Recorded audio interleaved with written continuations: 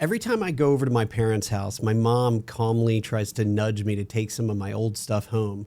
And then my wife jumps in and says, "You're not going to take that crap into my house."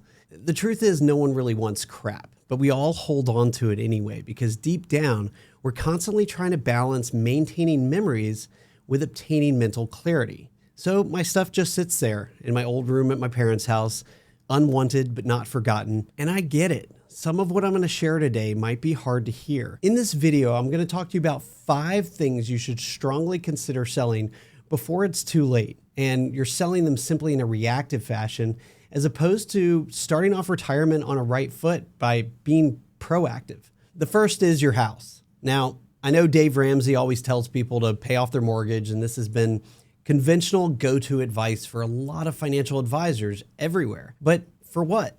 Sometimes you're paying off a low interest rate mortgage just to get into retirement and fly coach instead of first class. The problem that I find with that advice is that if you're in your forever home, then you're locking up equity in your home that you might never see again. But here's the good news. Now that you have equity in your home, you can unlock it by selling your house. If the kids are out of the house, you're probably only using 1/3 of the rooms, but you're paying for 100% of those rooms to be cleaned and dusted.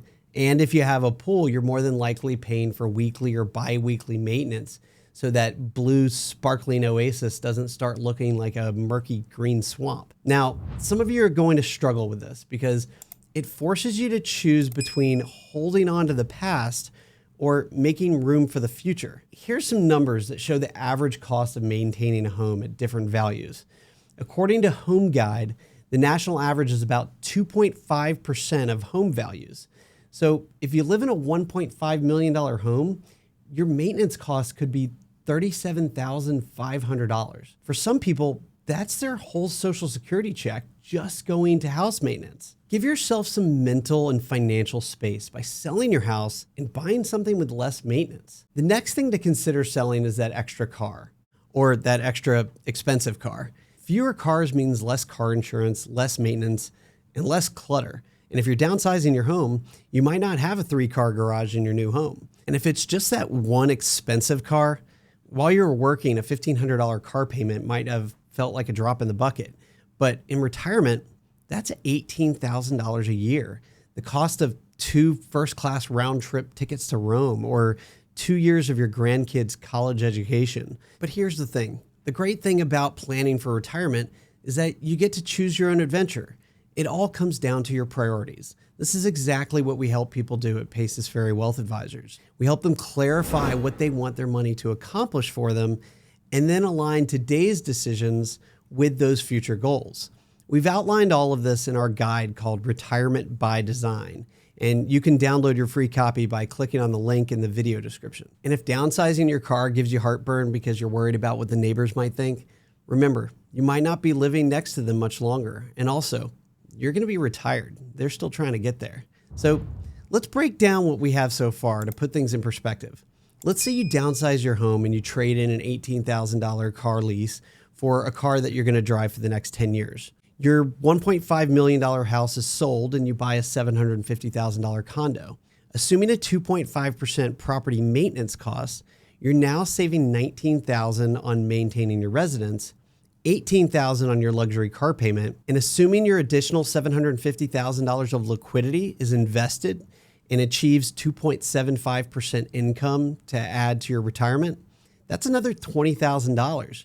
And you just freed up $57,000 of extra cash flow in retirement. So now let's move on to certain types of investments that you need to consider selling in retirement. The first one I want to talk to you about is a whole life insurance policy. Let's be honest. A lot of people end up with one of these for one simple reason. It's guilt. When you were 40, you had a spouse, small kids, a mortgage, and a decade of earning potential in front of you. You needed protection in case something happened, and your college buddy just happened to be selling life insurance. They had this tremendous ability to make whole life seem like the elixir for eternal life, and you felt too guilty to tell them that you wanted to get a second opinion. So you bought the whole life policy. Then you realized that $500,000 of coverage wasn't enough, so you added a $3 million term policy. Fast forward 20 years, now your term has expired, the whole life has $250,000 of cash value with a $500,000 death benefit, and you're being told you can keep up the term policy for $8,000 a year. Here's the truth. Unless you're terminally ill or have a unique reason, you probably don't need either anymore. The purpose was to replace savings and earnings potential before retirement. They're just adding complexity, cost, and potentially stress to your situation. Have a fiduciary review them before you do anything, but you might be able to convert your whole life policy to what's called reduced paid up status and stop paying premiums entirely. You might have to reduce your death benefit a little, but that's okay at this point. Simplifying here can free up thousands of dollars a year and a whole lot of mental space. Now, another type of investment that you should sell is that annuity that someone sold you a long time ago, and you keep getting statements for it and you can't remember who sold it or what it does or why you even bought it in the first place. Many times, if you bought it a long time ago, there shouldn't be a surrender charge to get out of it. Many times these things will have a 5 to 7 year surrender period. And if it's in an IRA or a Roth, otherwise sometimes referred to as a qualified account, then there shouldn't be any tax implications in rolling it into a retirement account. Now, it's always important that you have a fiduciary take a look at it first, because if it's going to pay out some incredible amount of money for life, then in some cases, it might be a good idea to hang on to it. But if you bought it a long time ago, chances are interest rates were low and the payout is nothing to write home about. And it might make sense to surrender the policy. Again, barring any major tax implications that should be considered in all cases. Now, the last investment that I want to talk to you about is any concentrated stock position that you might have. You might have accumulated this by buying stock over the years, and it has just been your ultimate winner.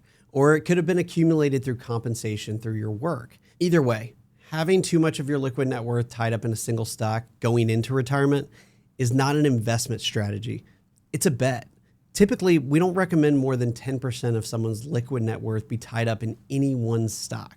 Now, I know everything we've talked about so far was ways to lighten your burden today, but also to avoid stress later on. If you retire and that stock takes a hit, that can significantly disrupt your peace of mind in retirement. But in this case, also your financial future. According to JP Morgan's study on concentrated stock position risk, nearly half of all public companies eventually crater 70% or more and never make it back to their previous high. And here's a list of 20 well-known companies that did just that. Now, some of these went out of business completely, but others just never fully recovered. In fact, the same study found that only 1 in 10 stocks become monsters that carry the market. Those aren't the kind of odds that you want to bet your retirement on. Next, let's talk about toys. And I'm not talking about that $1 million submarine, but if you have one of those, probably sell that too.